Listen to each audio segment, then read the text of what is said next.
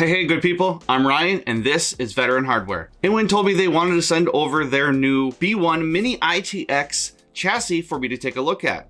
Obviously, they did. So today, I'm going to tell you what I initially think of this bad boy, and then do a quick build in it, and then come back with my final thoughts. So kicking things off, I already took the B1 out of the box. You're not really missing much, but it comes with two formed foam pieces that hold it in with a black cover that gives it a nice premium unboxing. What I noticed right off the bat was its weird styling and odd shape for a Mini ITX case. I say odd, like not in the traditional Mini ITX way, but really that's what InWin is all about. Something not the norm. Constructed of mostly ABS plastic for the housing and TG glass for the side panel, the B1 is definitely different than what you've ever seen before. The exterior of the B1 has this black rib design, and you would think it would be for ventilation, but it's just for aesthetics. InWin also includes a plastic stand and some covers so that you can cover these chrome pieces up in case you wanted to do that. I left mine on. Other than that, the B1 is actually quite simple. Having no support for a dedicated GPU, only a single USB 3.0 port and a combo mic headphone jack are present in the front, along with a very disguised power button.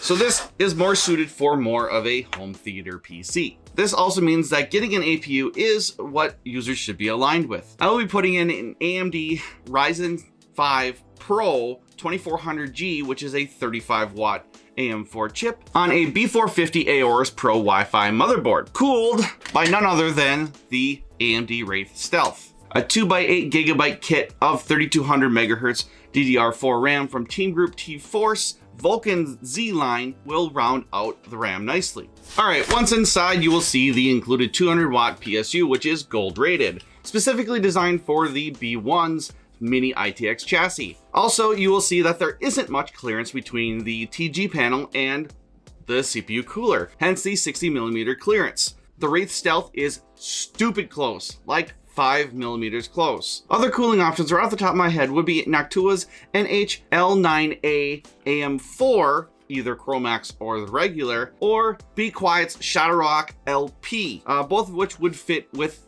a lot of room to spare. But I got my Wraith Stealth for 14 bucks shipped on eBay, so yeah. Also included, the single 80mm fan is set to exhaust, making for a negative pressure case. Storage support is actually a strong suit of the B1, with options to put two 2.5-inch HDDs or SSDs in, as well as having access to several motherboard manufacturers' backside NVMe M.2 slot without having to take out the motherboard. I will be mounting Intel's 660p 1TB NVMe SSD on Aorus's front panel with its included heatsink, as well as Team Group's T-Force Vulcan 500GB SSD. All right, there it is.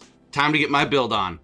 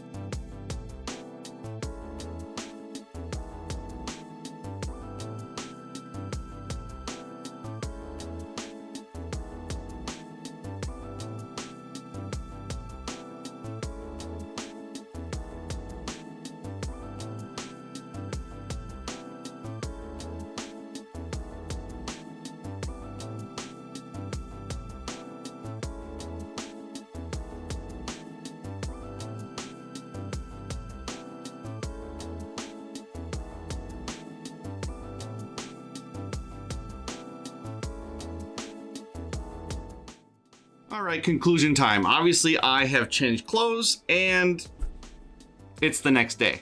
So the B1 actually surprised me. Temps in the sky were a high of 65 with a normal temperature around 61 C. Now, given that is a 35 watt CPU with a relatively low thermal TDP cooler on it, it still would probably do pretty decent with a 65 watt CPU. So, all right guys, that's gonna about do it for my look at the InWin B1 Mini ITX case.